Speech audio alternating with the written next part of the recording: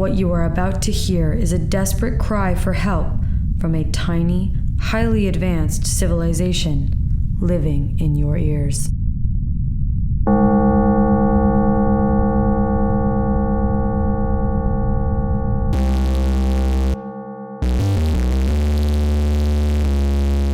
Hello and welcome to the Kakos Industries corporate shareholder announcements. At Kakos Industries, we help you to do evil better. My name is Corin III, and I am still CEO of Kakos Industries. Just this week, 14 assassins have failed, 1 team of mercenaries was thwarted, and 1 maliciously dry piece of toast was coughed up, without any injury to my person, leaving me alive and CEO. I was also subject to some bizarre litigious attacks from Melantha Murther, the head of our largest competitor, in which she attempted to prove that the pitiable number of shares on her Kakos Industries stock certificate was actually the number of shares she didn't own, in an attempt to bring down the company. For those of you who are new or just really shit at remembering things, she purchased a few shares in Kakos Industries in an attempt to ruin the shareholders' ball for me. As you know, stock is non-transferable, so she's stuck with it, and that causes a pretty substantial nether law conflict of interest, which is quite serious. She has been able to buy time before the inevitable vote of no confidence that she's brought on herself by using any means available to her to reverse this decision. Some of you may be wondering, if shares are non-transferable, then how do any of us get them? There are a couple of different ways. You can inherit it from someone who has died. Stock is also spontaneously generated when evil activities take place, assuming that our stock gets to you before that of any of our competitors. Then there's the stock we generate to give out in huge amounts. So we can give it out all we want, but you can't get rid of it, or give it away. And the number of shares you own does not entitle you to any profits, only evil. A hostile takeover is impossible in this circumstance. The sheer amount of murder necessary to free up that many shares would make any takeover basically meaningless. And in such a situation, those shares would revert to the company. I admit it's a bit complicated, but you hypothetically asked, so I hypothetically blame you. So there.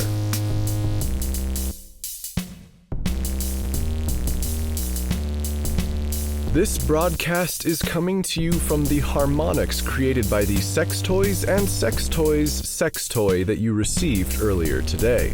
The vibrations of the toy are tuned in such a way that they will reproduce this transmission in a recognizable form. I understand that the effect is somewhat lessened if you are currently using the toy on your body, especially if it is inside of you. On the other hand, with the toy inside of you, you will hear it in a much deeper and more meaningful way. That said, if you don't want to fall behind, you may want to wait to use the device until after the broadcast has completed. Then knock yourself out, or knock your socks off, or knock your own boots. Whatever the cool kids are doing.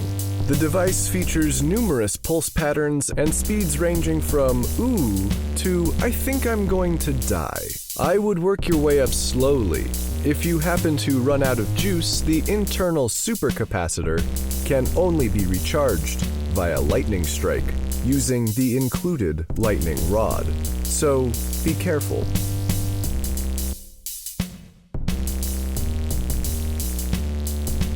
Speaking of sex, shareholders, there appears to be a small slip of paper with an even tinier word printed on it. The word is sex. I'll just set that aside for now.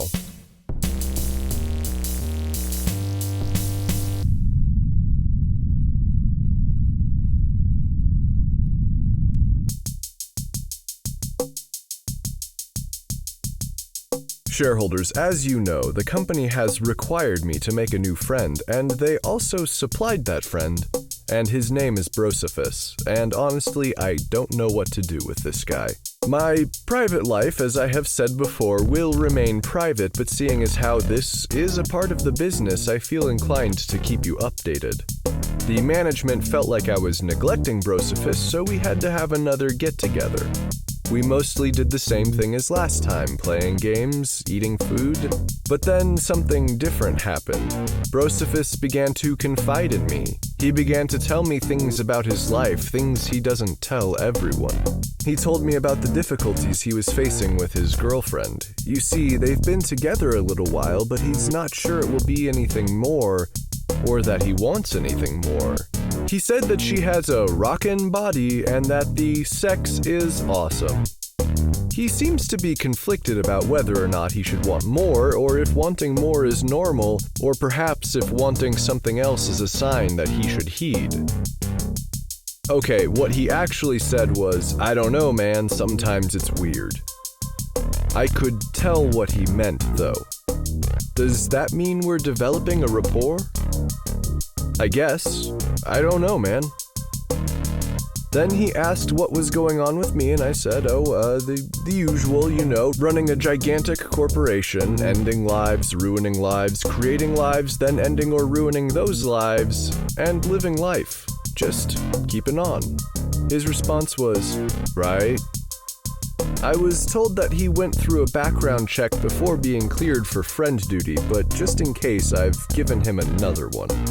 So far, it doesn't seem that he's particularly evil or much of anything at all, really. I'll find it, whatever it is that he's hiding. Maybe he works for Melantha. I'll have to look into this.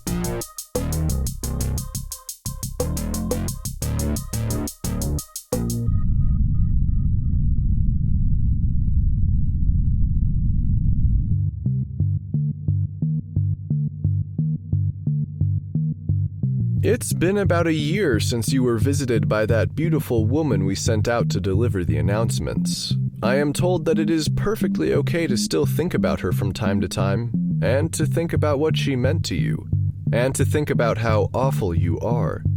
That is all. There's another slip of paper on my desk that says sex on it, so I guess it got me thinking about that.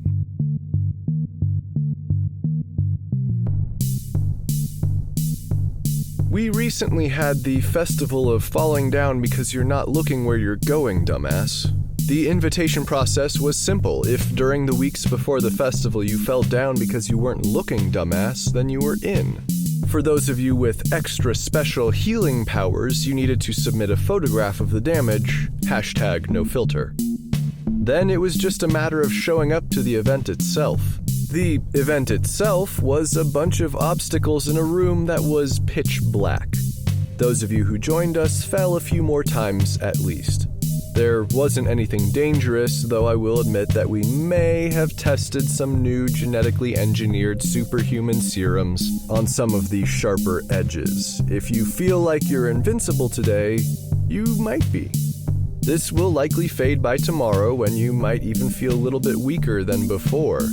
Then we started to play some music and flash strobe lights so that you could periodically see what was in front of you, but people continued to fall and stumble. Some people decided to stand still, but then they were knocked over by others who did not.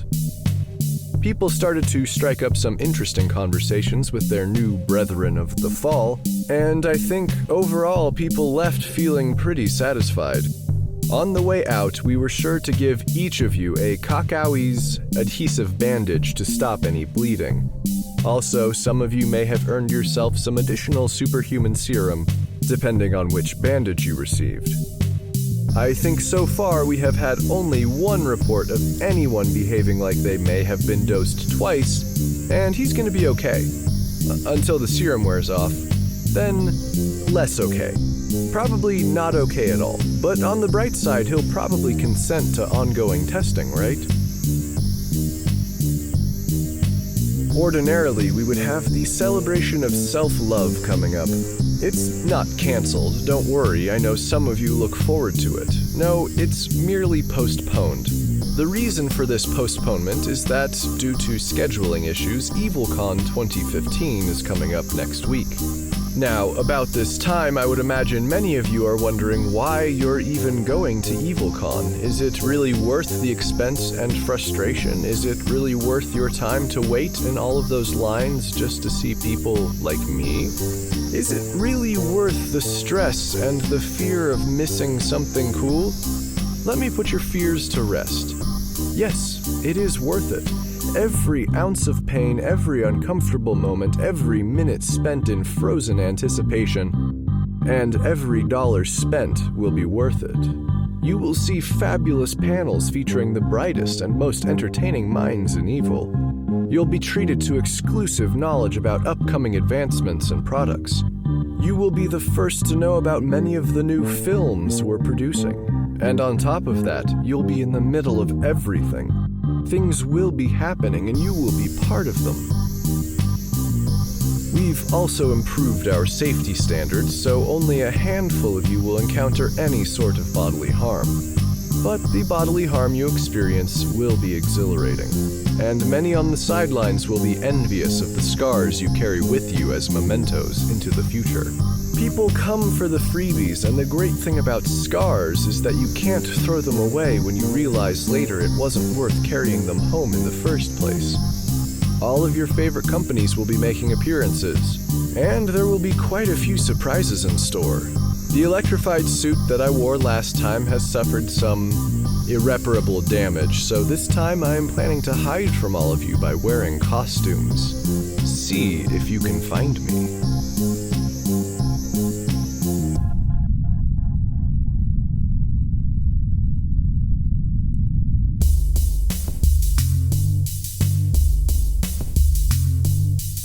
I have another note here. It just says sex on it.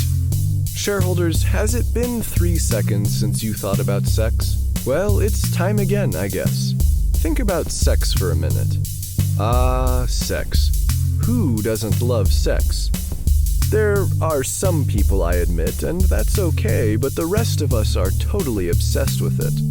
Think about stuff you want to do, with people you may or may not know. Okay, now focus on the breath instead. Quiet the mind. Let the sex go. Deep breath in. Slow breath out. We are beyond our sexual thoughts. I will admit that this segment was not actually planned. All that happened was I found another piece of paper with the word sex on it. Then I did some improvisation. In truth, I don't know if these were scraps left over from someone using my paper cutter, or if perhaps they were an invitation from an anonymous admirer. I guess I'll just set that aside now. We've got evil to do.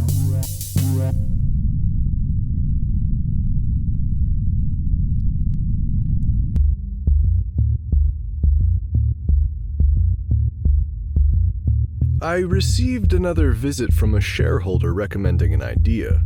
You see, a long time ago we received a similar visit recommending that we start a really evil news network. But we honestly didn't see the point. They already exist. Well, this time the shareholder asked us to start a news network that specializes in glorifying horrific acts of violence.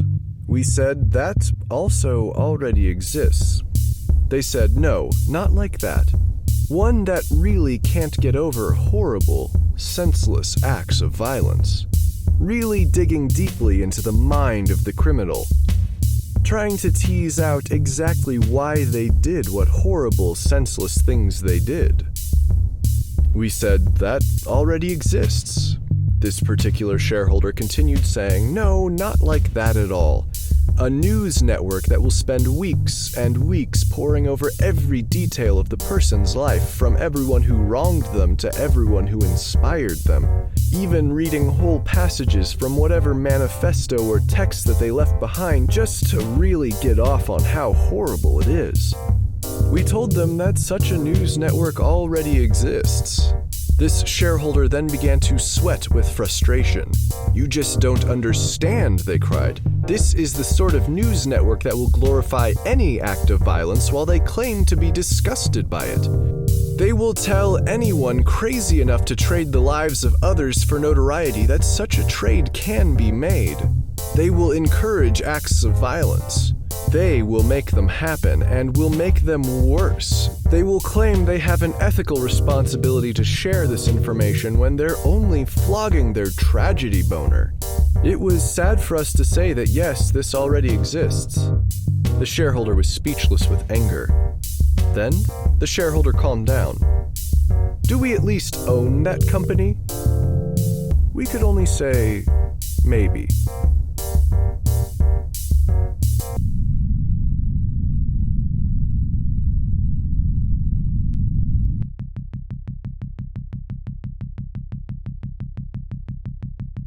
We haven't talked about hell much recently, shareholders. There have been some interesting developments. The mining operations have discovered a new alloy occurring naturally in the walls near the Hell camp that could have a number of interesting industrial applications. Research into this alloy will be ongoing. I am also told that there are some people attempting to, for lack of a better word, colonize Hell. The camp we have down there only takes up a small part of the total hollowed-out space. In addition, there are caves and caverns that branch off from what we carved. Now, I wouldn't say that there's much down there. I mean, we were looking for stuff when we began digging and didn't find anything. But there has been some accelerated evolution. I did mention the Morlocks. They are always finding ways to mess with our citizens in Hell. But there have also been some bizarre animal sightings. Giant bats and pigs, strange fungi that seem to spread miles overnight, spiders that are made up of a lot of smaller spiders working together. Clearly, we've tapped into something we didn't realize, and it is somehow affecting the wildlife. People watching the walls of the encampment have even reported seeing animals that we don't have a name for. Anyway, having what appears to be a brand new wilderness has brought in some interest from frontier people. They like the idea of killing unique wildlife and trying to carve out an existence down there. I am told that there have been reports of wood-like plants growing off of thermal energy as well as seemingly edible vegetation. Honestly, if we had known how fertile the land was, we would probably have them farming down there instead of breaking rocks. We didn't even test it, we just looked at it and went, nah. I mean, the development of soil itself doesn't really make sense, but apparently moisture has leaked in from the surface and caused some erosion. I have a written statement from one of the frontier people. He writes, "I'm gonna kill a whole lot of things, and then I'm going to open a coffee chain." Of course, he didn't say coffee chain, but there's no free advertisement here. When it comes to douchebaggery, clearly we have something to learn from this gentleman.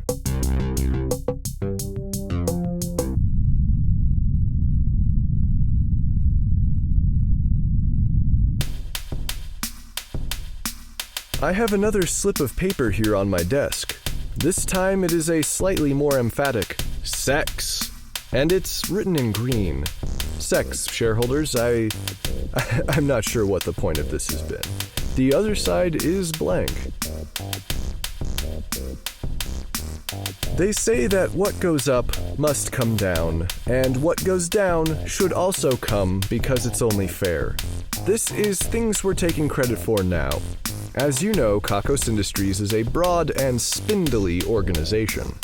We do a whole lot of things that even we aren't aware of. We do have some divisions dedicated to oversight and organization, but a complete picture eludes even them. So sometimes we have to make some educated guesses.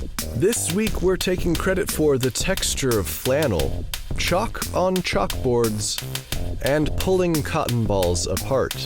Of course, we can't know for certain that we are directly responsible for these things, but if we are not, then we are possibly only 1 or 2 degrees of responsibility away.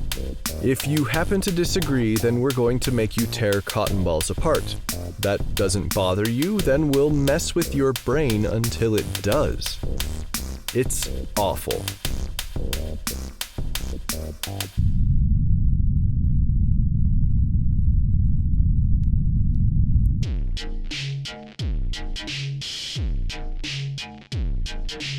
I'm not sure I'm reading this correctly.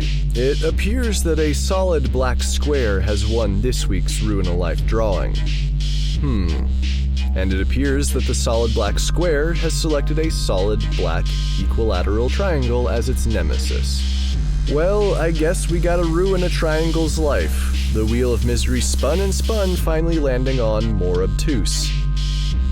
Ordinarily, this would mean something different. The person in question would become less sensitive and dumber. Under the circumstances, we'll just increase one of the angles. We're gonna go really obtuse. I mean, can you imagine that? This triangle is not going to know what hit it. It'll be so obtuse. I mean, that's just the worst. For good measure, this solid black square will now be a pentagon. That really stings. Congratulations on the win.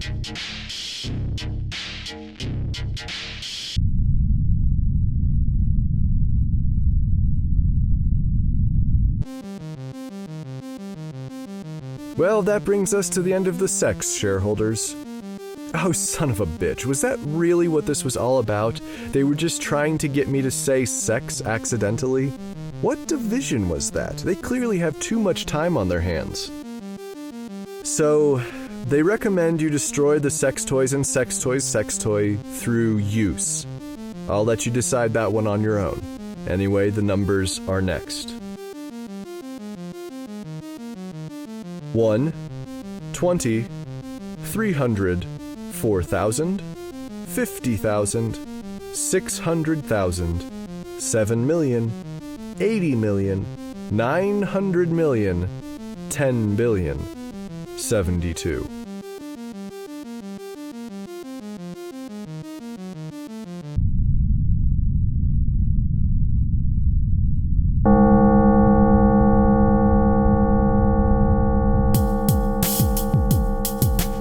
Kakos Industries is written and produced by Conrad Mishuk, who is also the voice of Corin. The music is also composed by Conrad Mishuk.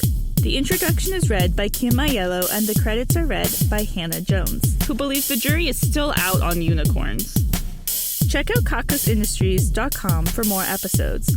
There's also transcriptions if you'd rather read the Kakos Industries announcements. That's KAKOSINDUSTRIES.com. Questions, comments, or a strong desire to collaborate? Drop us a line at inquiries@kakosindustries.com. That's INQUIRIES@kakosindustries.com. If you like Kakos Industries, be sure to rate and review us on iTunes and Stitcher, and like us on Facebook. If you're feeling down after this broadcast, have you considered changing the light bulbs in your house to LEDs?